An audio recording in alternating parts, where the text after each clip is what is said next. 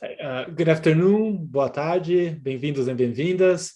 Welcome to our event, Systemic Racism and the Social Impact of Affirmative Action Policies in Brazil. My name is Thomas Fujiwara. I teach economics here at Princeton University, and I'm the Associate Director of the Brazil Lab at the Princeton Institute for International and Regional Studies, which is hosting the event.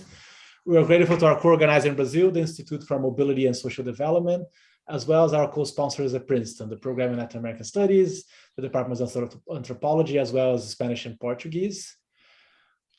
So getting into our event, it's impossible to understand Brazil without engaging with its profound racial disparities and its history of structural racism.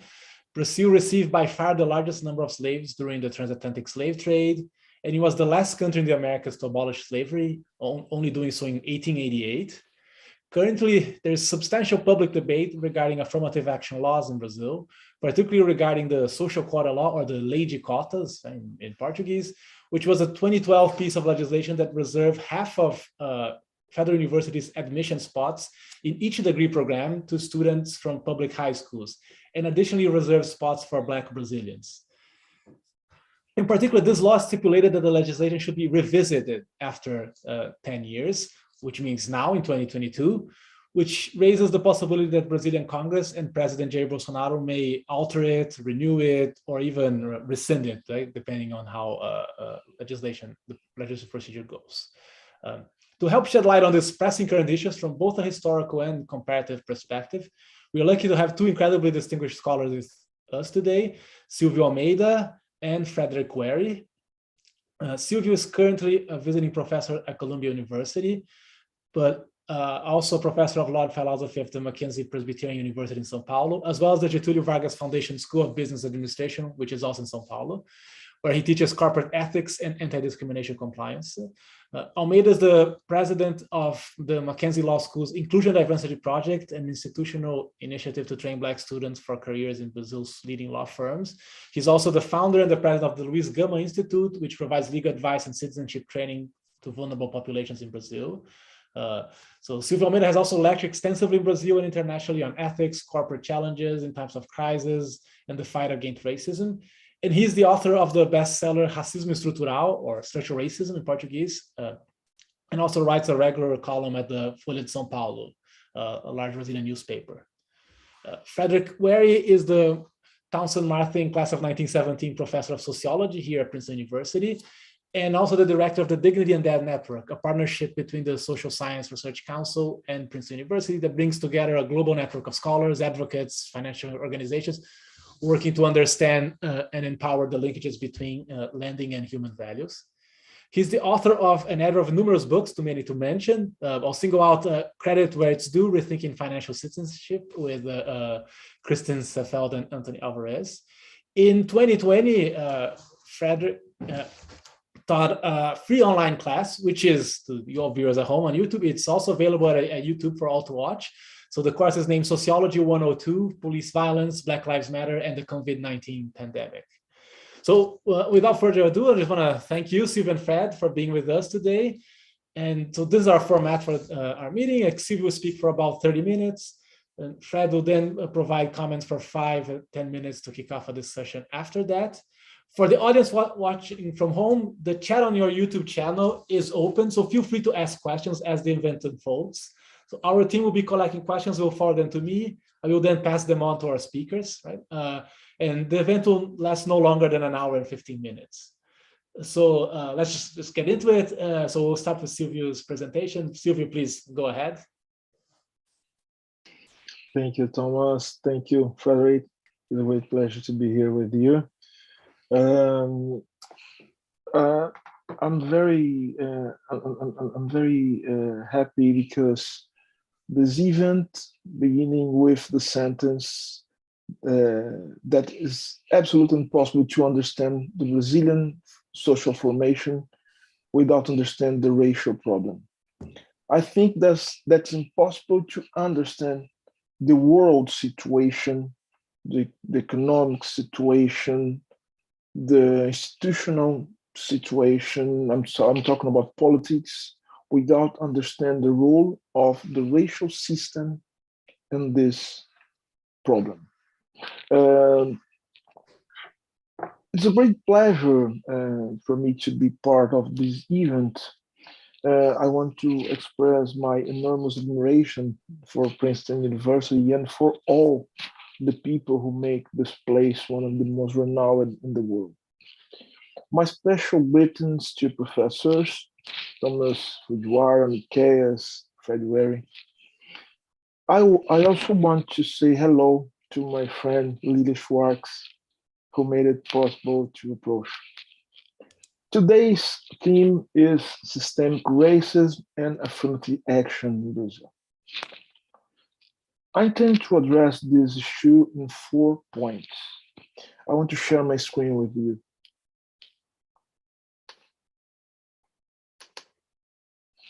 Okay.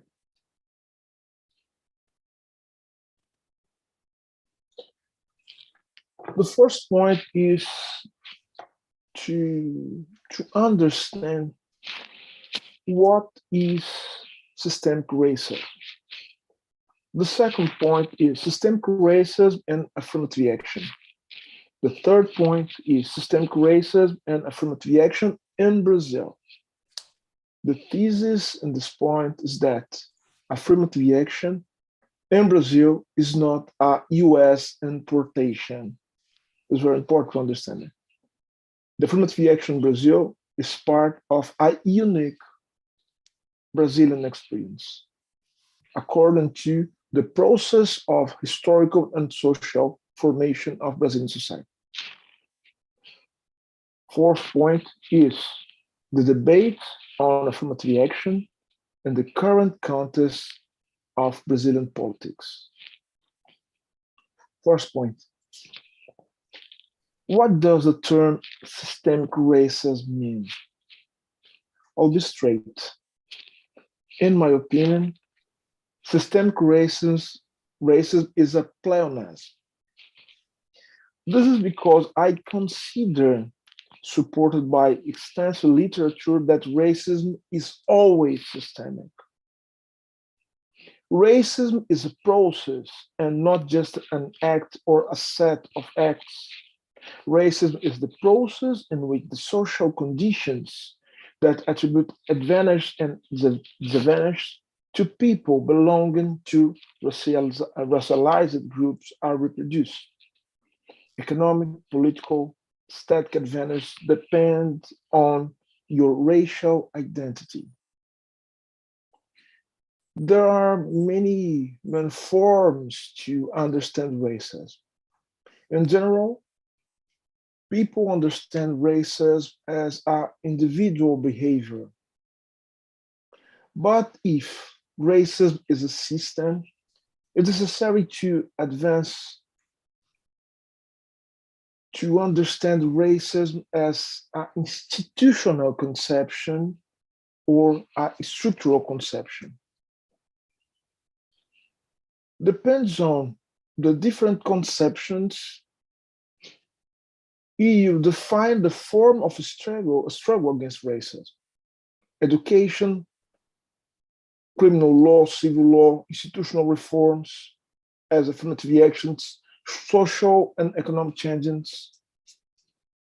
Your conception about racism will define the form of the struggle organization against racism.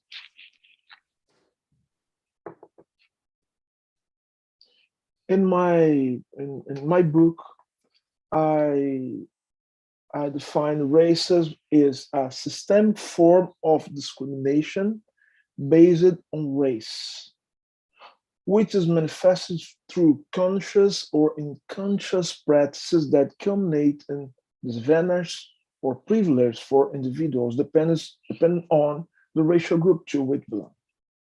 So systemic racism is a process in which conditions of subalternity and privilege that are distributed among racial groups and reproduced in the spheres of politics, economics, and everyday relations.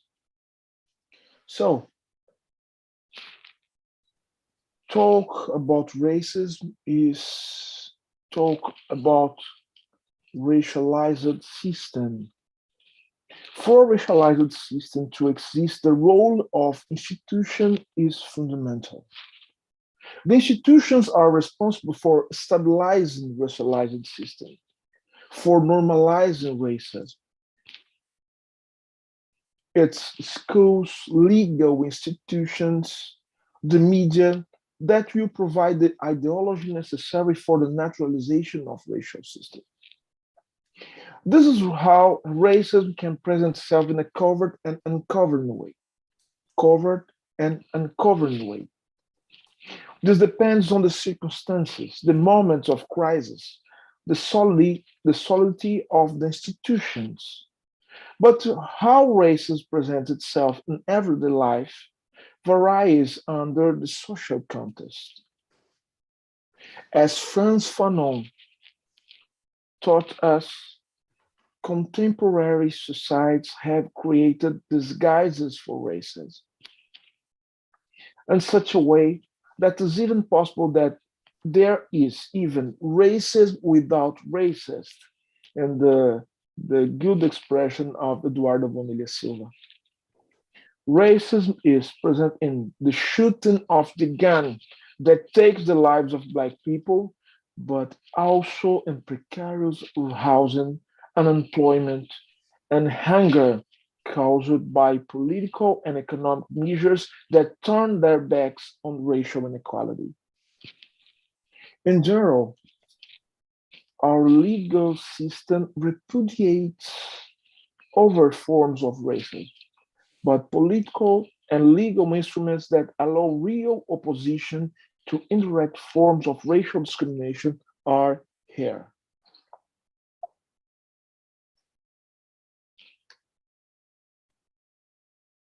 So, there are two forms of discrimination: direct discrimination, the overt discrimination, and the uncovering the covert discrimination. Um, the covert discrimination, the indirect form of discrimination, presents itself as a lack of representation of Black people, for example, in labor market, Congress, and important positions. There is institutional racism exemplified by the penal system and government policies in Brazil, for example. Before talking about affirmative action specifically, it's necessary to understand how racism is a historical and political process. It's very important to understand racism as a process, historical and political process. Historical because it manifests itself in a different ways depending on the context. Although racism, as we understand it today, has a direct relationship with the process of formation of modern society, it's very important to understand the historical specificities of each country. The history of racism in Brazil and the racism in the United States are connected. Connect, connect by the slave trading, the colonialism. To understand racism, we have to understand the dynamics, the global dynamics, and the local dynamics too. But Brazil and United States, for example, are different territories, different economies, different cultures, and the result is maybe the main concept to understand my words here: process of racialization. Brazil and United States have different process of racialization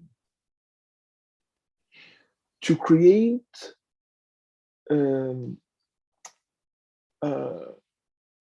creating a racialized system depends on the creation of process of racialization.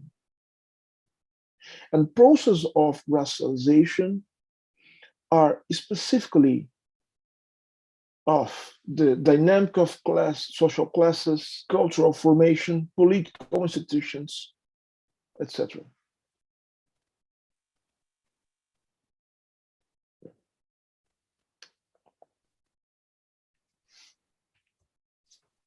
So, based on the idea of racial process of racialization, I want to talk about affirmative actions. Now it's possible to talk about affirmative action because we are ready to understand the racism in the systemic perspective, and specifically in perspective of institutional racism. Racism as a part of the institutions, racism as a central element of power. Power is very important to understand the power relations, the racism as domination. Racism is not a behavior. Racism is power relation. Racism as domination. The dominant group gets to institutionalize their interests by imposing rules, behaviors, and modes of rationality. Race is not an irrationality. It's a form to establish ways of rationality in the social space. So the discrimination, the parameters based on race to discriminate people, serves to maintain the hegemony of the racial group in power. I'm talking about to determine the culture, the static standards, the power practice of a particular group become the civilizing horizon of society as a whole. Based on the idea of racialization, the process of racialization, I want to talk about affirmative action. Affirmative action, as we know, are institutional measures that aim to promote equality. They are institutional arrangements designed to reduce the disadvantage produced by the racialized system.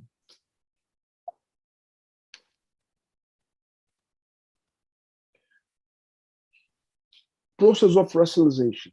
Brazil, United States, the difference. If you ask what the difference between the process of racialization in Brazil, United States, the difference between Black people in the United States and Brazil, the first thing that you're looking for is the percentage of population, the demography is very important. The percentage of Black people in Brazil, the percentage of Black people in the United States. This is fundamental, crucial to understand the dynamics of politics, the dynamics of economy in Brazil and the United States, and the role of affirmative action, and the difference between affirmative action in Brazil and the United States, the social impact. Our subject today, the social impact of affirmative action in Brazil. We have to look at to the percentage of population, the demography. More Black people is necessary to mobilize more instruments of domination, more violence.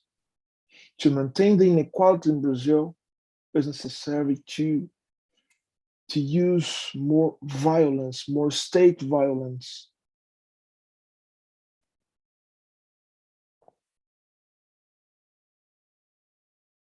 The impact of affirmative action depends, as we have said, on the social context and the process of racialization. In the case of Brazil, affirmative action is very important. In case of Brazil, in Brazilian case, affirmative action had a huge impact.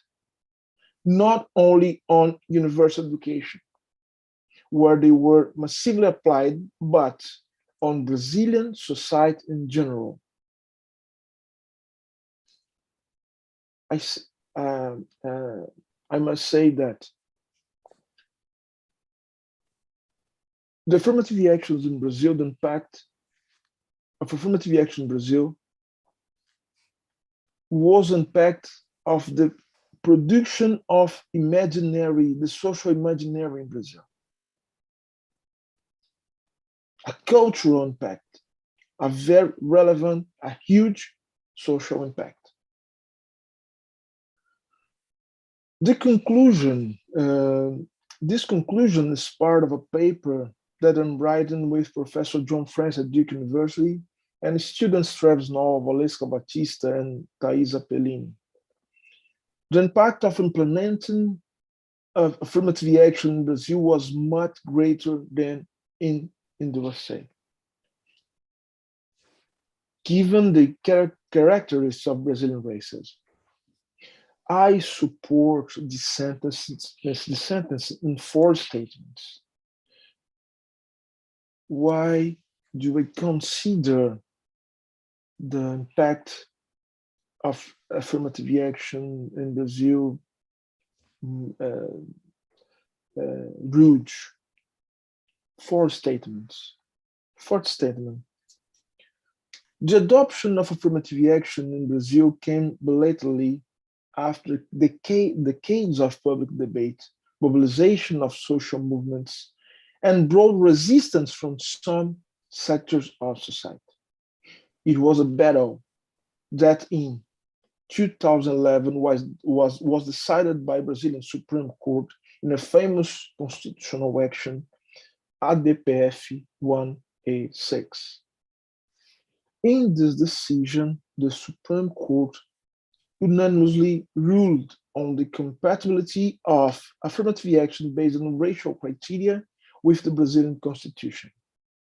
It was a trial that mobilized society with the active participation of academics, intellectuals, artists, and organizations. Civil society even spoke out in court through the presentation of amicus brief.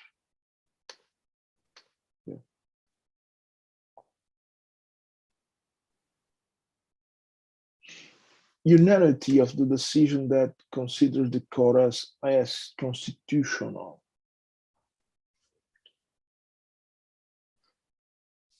Second statement that supports my affirmation, my sentence about the relevance of affirmative action in Brazil.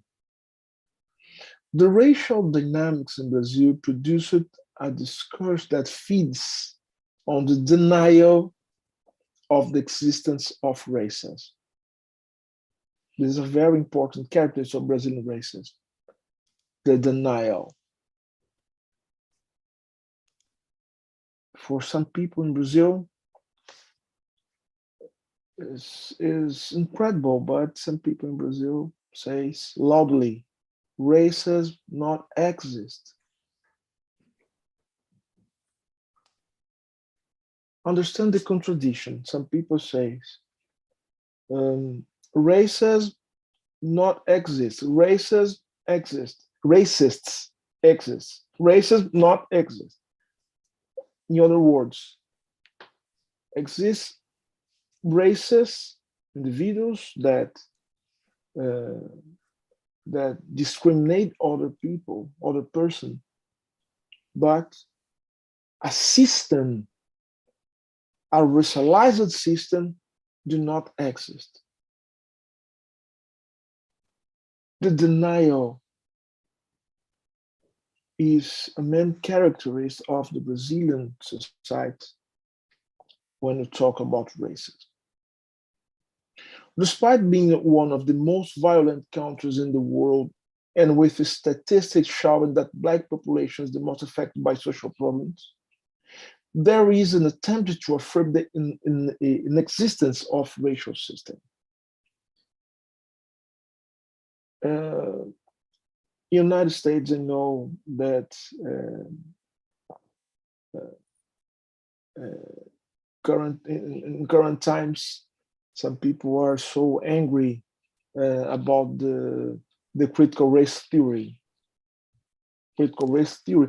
There was a battle against critical race theory. In Brazil, it's almost the same when you talk about structural racism. It's not a constance. It's a form to deny the existence of a system of white privilege.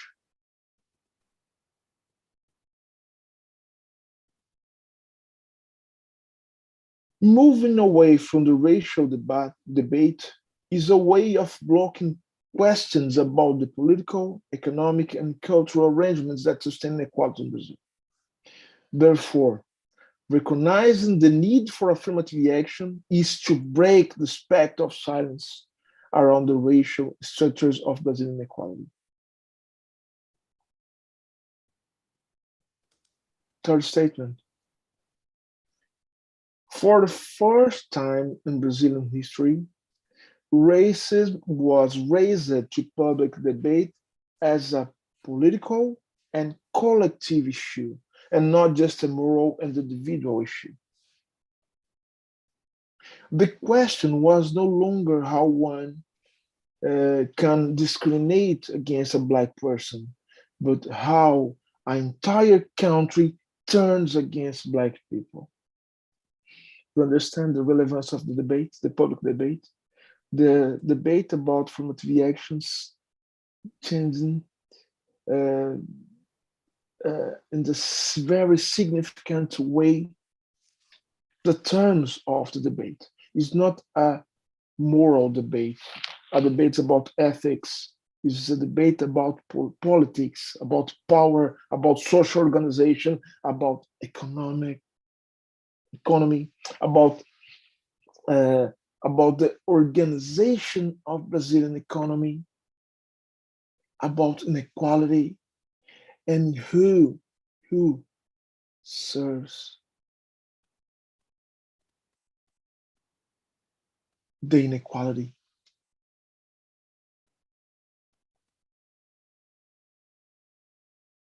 Fourth statement. It became evident how universities as institutions play a decisive role in the process of racialization in Brazil. The role of universities, the academy, to the process of racialization. I will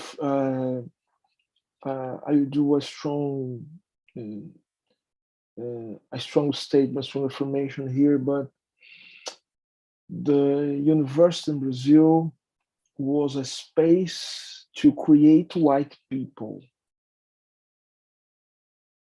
Part important of the process of racialization. Given the dynamics of race and class in Brazil, public universities have always been used of space of legitimation for the exercise of political power and the occupation of legal institutions. You see a picture of the judge in Brazil, the judge in the Brazilian courts. The majority of judges in Brazilian courts are white, and great part graduated in public schools in Brazil. So, public schools in Brazil, universities are forms to legitimate the white people, the white dominance. And this legitimation has racial components, since being white was completed with the fact of having attended the university considered to be of better quality. Universities have always been fundamental to the process of creating white Brazilians. When Blacks start to claim this space, and the Black social movement in Brazil hold this as a strategy to claim space in universities, they are disturbing the functioning of an important instrument for legitimizing social inequality in Brazil. In Brazil, the education system is an important part of the system of reproduction of inequalities. For this reason, affirmative action in Brazil is much more impactful than in the United States in this context, specific context. Furthermore, it must be said that Brazil has adopted affirmative action in the form of racial quotas, reservation of vacancies, which is not allowed in the United States. And this is explained by the late adoption of affirmative action policies in Brazil, and also by the size of the Black population in Brazil. I said it before, which is much more numerous. Finally,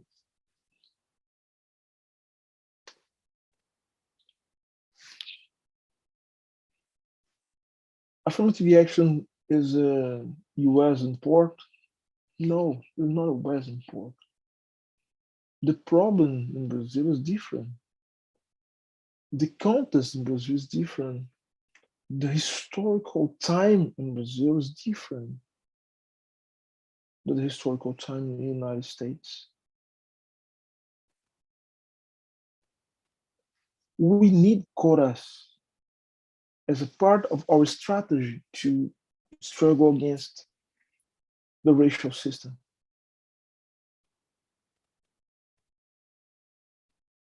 The debate, the public debate in the United States, in Brazil, in the United States and Brazil, is so different about racial systems, about what is to be white, what should be black. The comparison between the Black social movement in Brazil is different.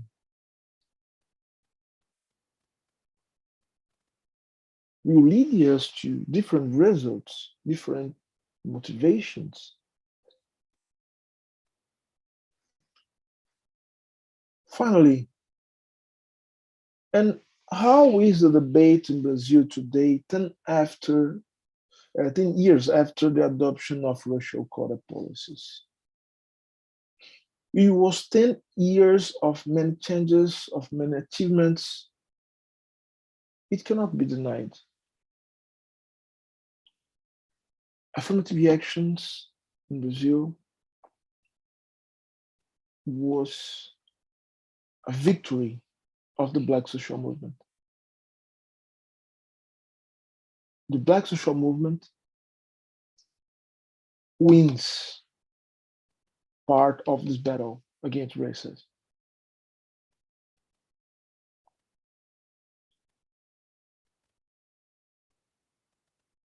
But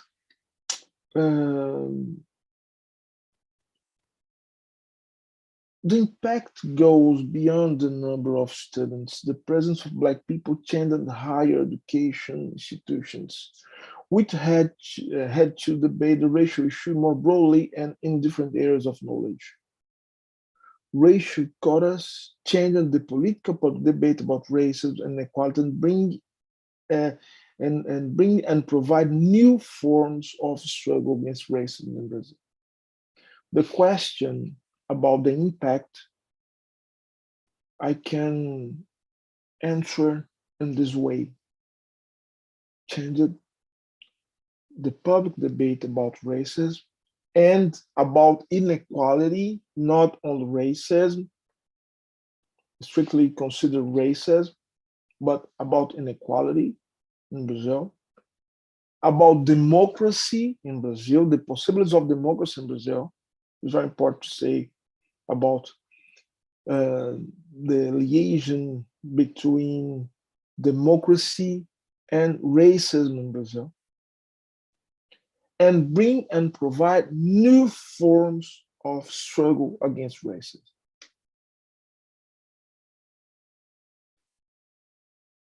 But this also generates conflicts and resistance too. Especially if you would think that at this point, affirmative action policy will go through a legal imposition, through a review process, as Professor Thomas said in the beginning of this event. It is necessary to remember that we are in Brazil under an authoritarian government and a conservative Congress in which a large part of the members had no commitment to the poor and minorities. In my opinion, as a jurist, the question was not the renewal of politics, the affirmative action, the policies of affirmative action. The problem is not a renewal. I think the problem in this scenario is how to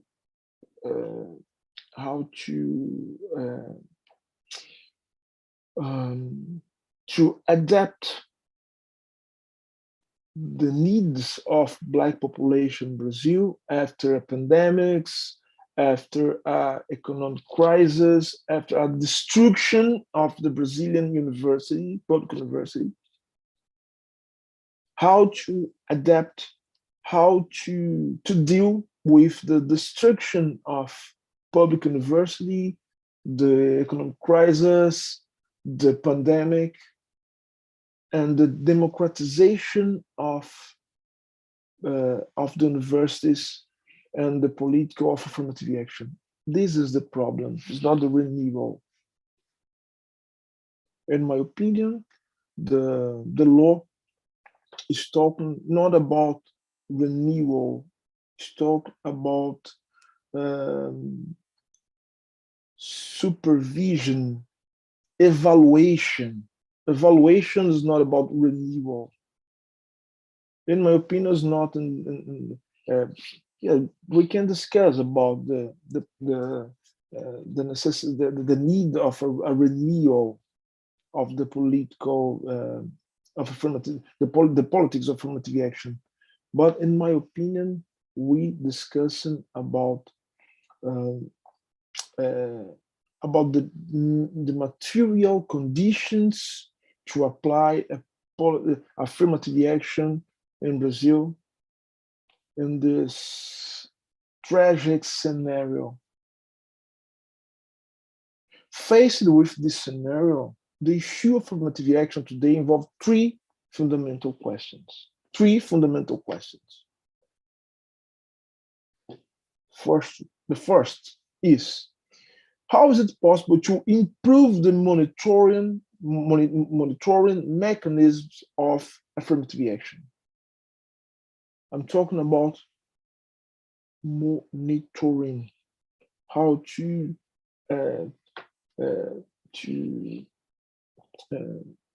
understand the results, to analyze the impacts, to improve the politics, to correct the measures that were adopted in the affirmative action policies. The first problem is to improve the monitoring mechanism of affirmative action. The second problem is how to guarantee the permanence of Black students in universities. How to guarantee. Here, I refer especially of economic conditions. The situation of grantees in Brazil is tragic. The students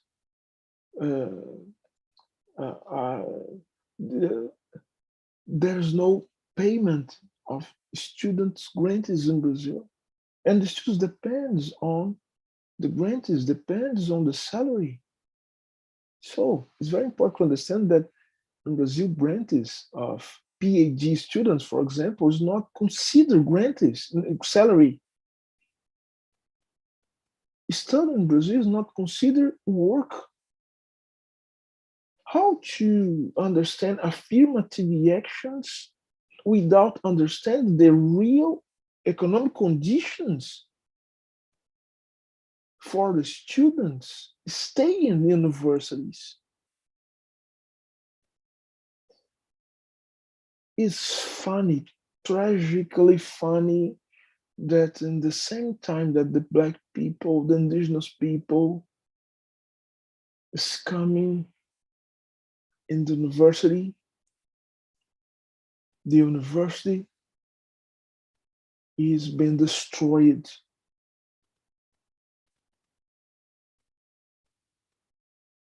Destroyed.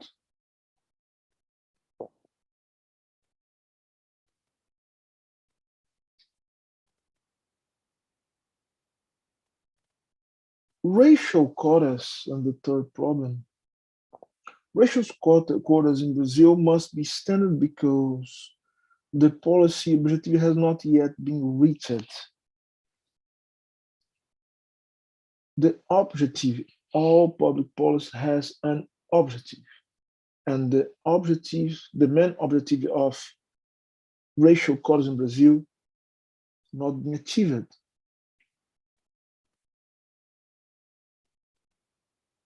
Despite advance, much remains to be done, but let's be clear. Affirmative actions policies are only the starting point and not the finishing point.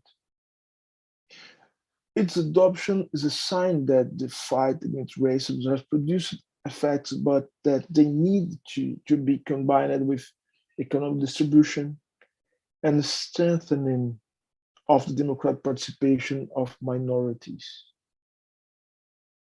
It is very important to understand this context.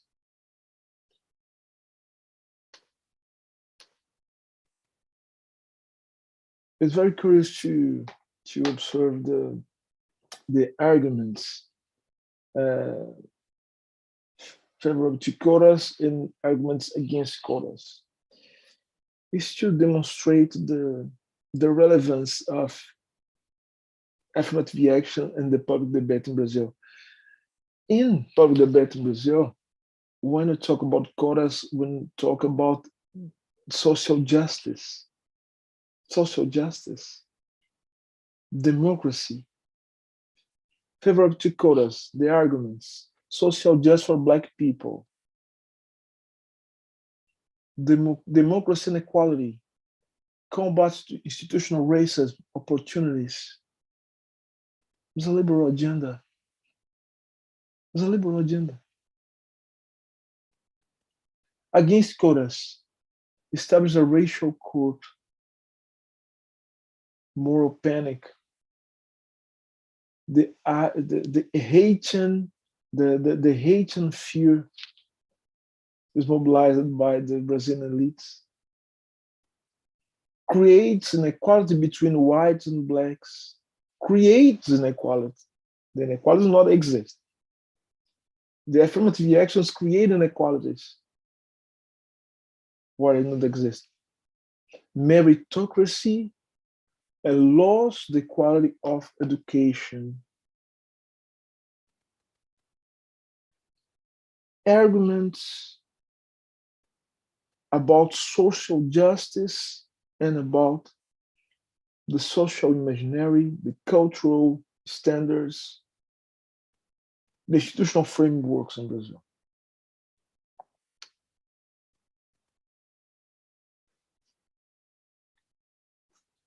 I already said about it, but the current issues about affirmative actions are there. Renewal of the law in the face of political scenario. What's the best model for affirmative action policy? This is the problem. Forms of administrative control mechanisms of affirmative action policies, affirmative actions in the economic scenario, in Governo Bolsonaro, strengthen affirmative action and strengthen, and I finish with this, strengthen public, universal, and free higher education in Brazil. Affirmative action and public, universal, and free higher education in Brazil. affirmative action is a public policy that serves all the Brazilian society, white people and Black people too. Thank you so much. Thank you, Silvio. And let me begin by expressing my gratitude for tonight's presentation, my gratitude for your approach to the topic. And I'm going to be brief as promised. I'm hoping to run about 7 minutes. I know that's an odd number, but I'm an odd guy. So as an economic sociologist, I looked to W.E.B. Du Bois, who talked about the problem of the color line. And Du Bois was not arguing that race caused economic, political, or social inequalities. As you noted, people are saying affirmative action is causing inequality. Oh, but no. But rather that institutions, organizations, and actors oriented their economic and political actions by taking racialized others into account and granting those others with what the dominators believed they deserved. The problem of the color line has global reach, and as we have seen in tonight's presentation, systemic racism manifests itself somewhat differently in Brazil than in the United States or in some other countries. Yet there are some strong family resemblances. To use a familiar metaphor, while cousins may resemble one another, they spring from and are supported by different parents. In other words, the kinds of solutions that have succeeded or failed in one country that have been given support or pushed back against in one country may have a different fate in another. So I wonder how we will know if we have detected racism in its various forms in different societies or in different sectors of the same society, and how we will know if our policy measures are working to combat systemic racism.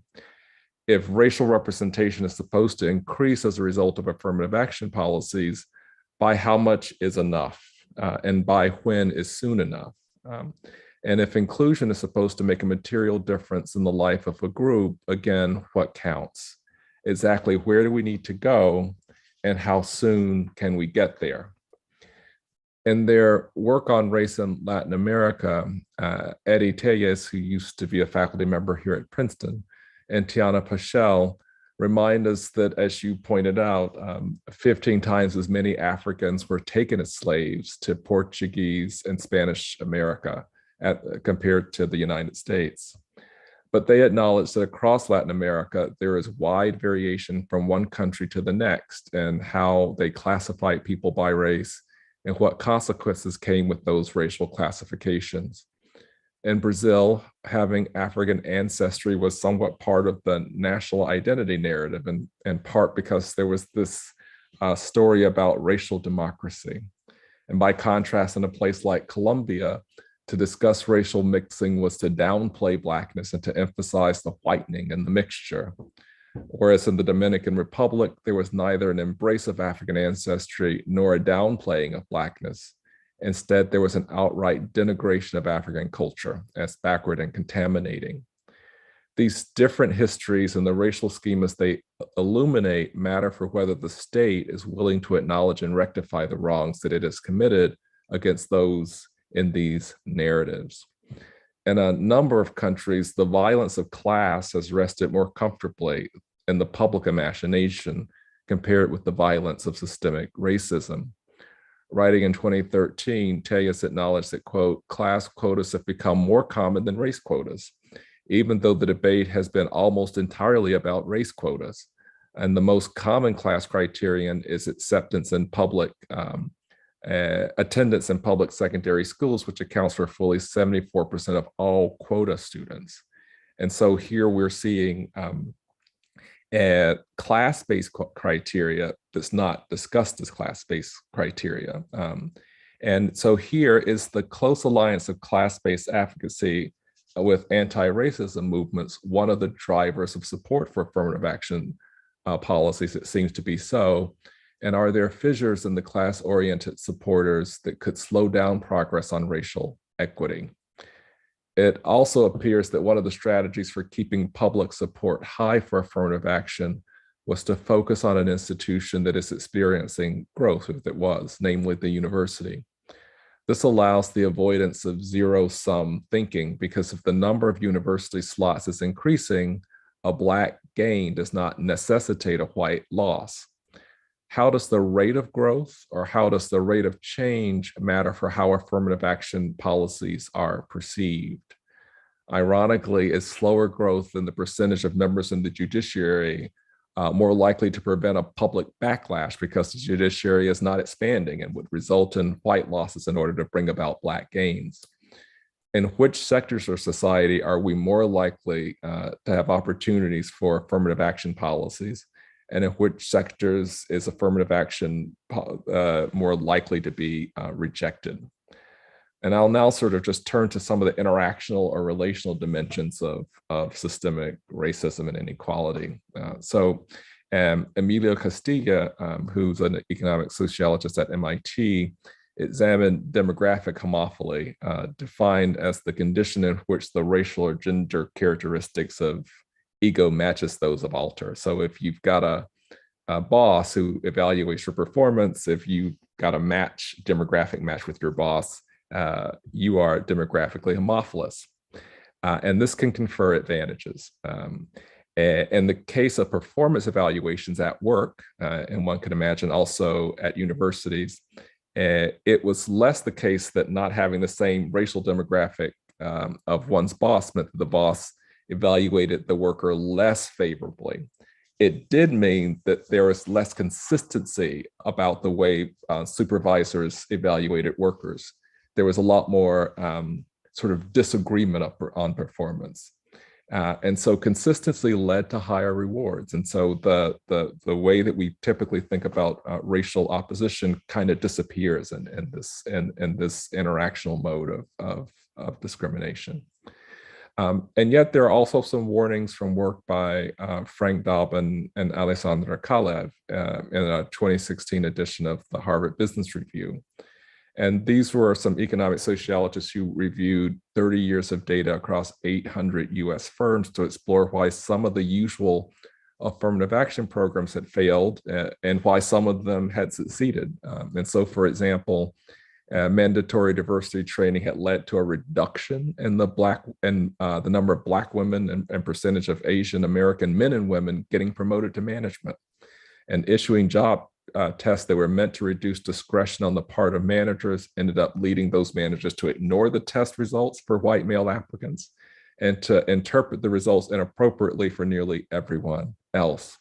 So the most positive results then came from managers participating in the recruitment of diverse talent, or from diversity task forces and diversity task managers. And so here the general lesson that they landed upon was that because there's such a wide variety of things that we call affirmative action policies, from one sector to the next, they may reap rather different rewards.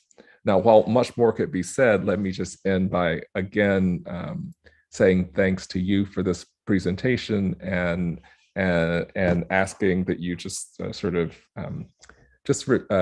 talk to us a little bit about sort of the pathway. So where are we? Where are we headed in Brazil, do you think? And what are some of the barriers to getting there quickly? Thank you.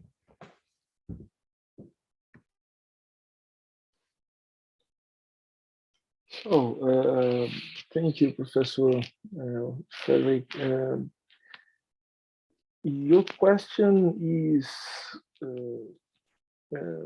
impossible. It's impossible because the barriers of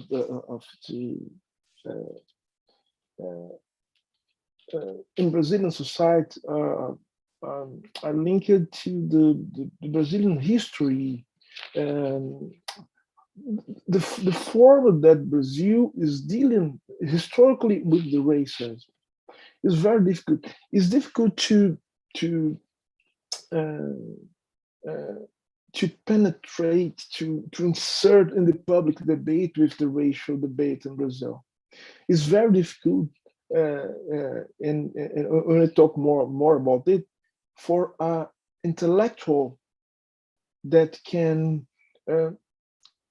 that want to think about Brazil, to put the racial debate as part of a debate of national problem in Brazil. Do you understand me? It's very difficult to insert the racial problem as part of a national debate in Brazil.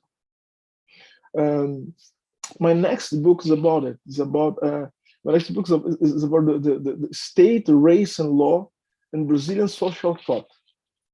My idea is demonstrate how the racial debate is always present in the Brazilian literature about Brazilian social thought, and covered. Few thinkers show openly the racial problem of part of a debate about state, for example, about the legal frameworks in Brazil, about social changes. And it's very important. You said it. In Brazil, it's very difficult to establish a relationship between the Brazilian problems and the Latin American problems too. It's incredible to understand Brazil as part of Latin America.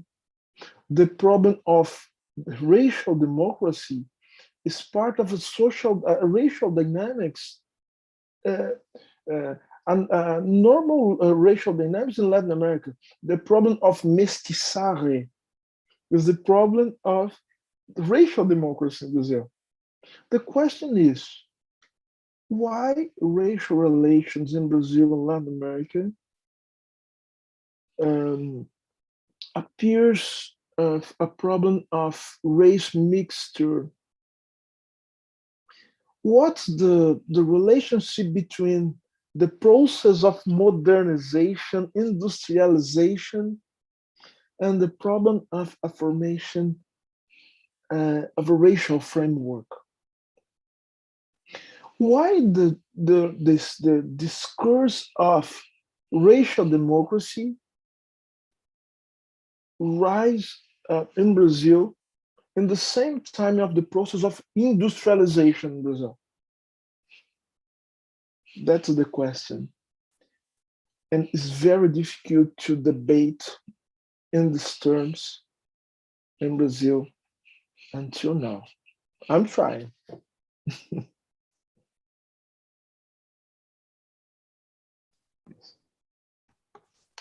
Thank you so much for the presentation, for the both of you, Fred and Silvio. Is like amazing, so much to think about. So we collected a few questions from the audience. So I'll ask one which is actually very close to what Fred brought up, and also like Silvio also mentioned in his presentation. It comes from Guilherme Fagundes, who's also at the lab. So and I'll rephrase a little bit the question that he made, and so what he's asking is how was kind of the invention of the social quotas, or what Fred called the class quotas in public education. Like he started asking, why did it happen after more sort of racial-oriented quotas were first installed? Like, so to give a little bit of the background for the people are familiar with Brazil is, so a set of universities started in the mid-2000s, early 2000s to have this set of affirmative action policies that were on the basis of race. And then over time, that sort of switched into something that's on the basis of class or social status, which is actually whether or not you attend a public school versus a private school, right? And that's what was basically coded in the 2012 law, right? So what Guilherme is asking is, this is sort of the switch, which again was also what Fred mentioned, is this switch from something that's very focused on race to something that is mostly focused on social class, but then also with some race-based status mixed up in there. Isn't that sort of, in his words, another symptoms of Brazil's denial of race? So they did say, well, the problem is these quotas don't exist to address racial disparities; they exist to to address social disparities. So if I could get a bit of your reaction, I'll start with you, Silvio, on that. Yeah. I don't know if Freddy is agree with me, but the racial problem and the class issue are different, but always this problem will be in connection, in deeply connection. And the dynamic of classes defines the dynamic of race and vice versa. Okay? In my opinion, it's necessary to understand it with complexity. It's not a simple problem. In Brazil, the idea that social quotas, I don't know exactly what social quotas, because I think race is a social problem too, but the contradiction between social quotas and racial quotas, in my opinion, is a false contradiction, is not a true problem, is a form to separate race and class and block the debate about race and about class too. Okay? The form to get away of the essential In Brazil, the dynamics of class and race are too similar. In my opinion, more than in the United States. But to be Brazil being black is almost like we be poor. It's a very similar problem. So the discussion about, I said this in my keynote, in my speech. In Brazil, the education, the access of university degrees is part of a process of racialization, the form of legitimation of in Brazil, the specific way that the white supremacy rise in Brazil. So, I don't understand the debate that separates class, race, and gender too. I don't understand the debate. I understand, but I not agree with it. I mean, I like the way that you're talking about the work that happens when we decide that we either can do one thing or the other. It's either sort of nothing but class or nothing but race. And I think one of the things that we've seen in other contexts is when sort of racial justice wins, a lot class wins. And one of the questions is whether or not it works as well the other way around. And I think that might be a question that will vary by political context and national and local history. But one can imagine situations in which there are class wins that are not shared by virtue of racial hierarchies. And so I think that's one of the things that when we're thinking about what they're calling a sort of a social quota, do we call it a social quota so that it can, because there's a sense that if we called it a racial quota, there would be less support for it, or is there something else going on? And then I guess the last thing I'll say on this is that I sometimes have disagreements with colleagues in the field about sort of the work that race does, because I have a lot of colleagues who are very good materialists, and they're looking at material conditions But one of the challenges with material conditions is they have to be interpreted, as you have pointed out, right? So people are interpreting not just whether or not they don't have enough, but whether or not someone else is getting something that they don't deserve. And that's an interpretation that where sort of the racial project is able to kind of find new sources of strength, and so that's just my my sort of very difficult and not completely clear understanding of what might be going on. But in Brazil, it's good to say it. In Brazil, the laws that determine the application of the quotas policies treat about the social quotas too. In the same time, the racial quotas, the legal framework that treats about racial quotas treats about social quotas too, in the same legal text. So for me, it's not a contradiction. And answering and debating with your statement, Frederick, in my opinion, class, the idea of class, materialize yourself as race, gender, forms of sexuality. The worker has a color scheme. The worker has a race.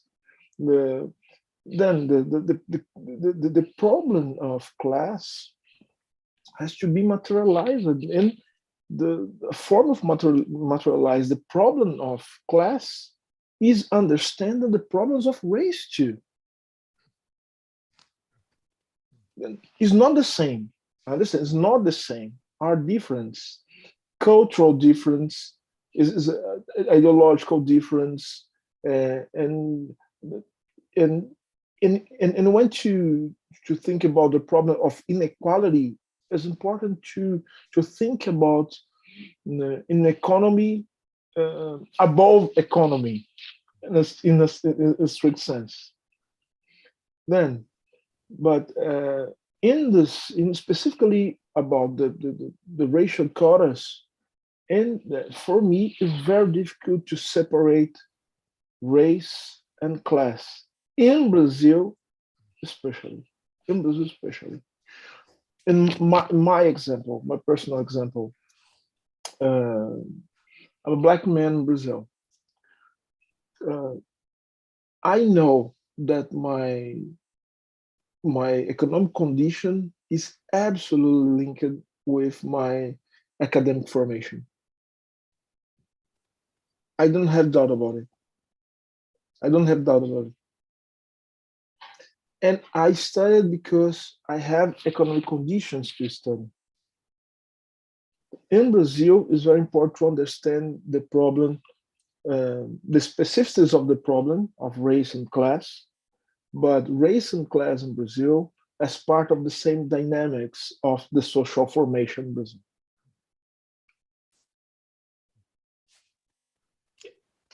Thank you, since we're kind of pushing a little bit on our time, so I'll do like one final round. So there were many questions, so I'll just have to pick one to see your guys' reaction. So I'll just pick one last question you can kind of briefly answer, and then we'll sort of wrap up. So this comes from Carlos Fausto. It asks, it's another cross-cutting sort of identity issue here, which is, he mentions like gender became an issue that openly demarcates different political positions in Brazil, being a central aspect of the so-called cultural war. And how do you see the place of race in this context? Does it play the same role as gender, or there are significant differences? Yes, if you could get a brief reaction from each of you, that would be great. Uh, Yeah. and so I think that I said about it before when I said that I don't understand uh, Yeah. race, gender, and the sexual diversity, as different parts of the same issue, the problem of identity. The question of identity maybe will be the great discussion in the next times in Brazil. And all the political political positions, leftists, rightists, uh, the problem of identity. What is identity? What is how we can understand the process of identity formation? And I don't believe in the process of identity formation without understand, for example, Frederick, Thomas, the process of economic organization. The economic organization is absolutely essential to form the identities, to determine the identities, to put limits to the action of the individuals, of the subjects. The education is very important to understand the process of social formation, the role of gender, what's to be a woman, for example, in the Brazilian society is different. I said for my students yesterday that Angela Davis, for example, Angela Davis wrote one of the most important books about race relations, and specifically about the woman in the world, in a racialized world, the situation of woman. But the examples in the Angela Davis book are examples of the US reality. The women in Brazil are the result of a different social process because the slave trade, the slavery in Brazil was different than the slavery in the United States. And this fact determined the role of the women in this country, in these countries. So in Brazil, we have Lélia Gonzalez. To understand this process in a different way. So, gender, class, and race, sexual diversity are part of the same problem. In the end of this is the perspective of the liberation of the humanity, the social liberation of the oppression, the liberation of the human being, the liberation of the Black people, the liberation of the white people too. There's no freedom to the white people in the world organized in a racist world. Thank you. Fred, if you want to also get some final thoughts too. Oh yes, and I know we're bumping up against time, so I'll be brief. But I think whenever I hear the word culture war, I'm reminded that wars don't just show up the way that a windstorm does. They have to be invented, and so you've got political entrepreneurs who are able to piece together a call to war. And the best way to piece together a call to war is being able to go beyond what might be sort of a rational argument for how everyone could actually thrive in a society, and ask people what it is that they fear, what do they think is about to happen to them that shouldn't happen, and what it is that offends them, that generates anger.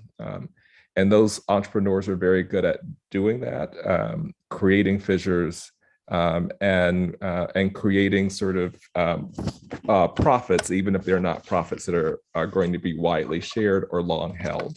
And so I worry about sort of cultural wars all the time.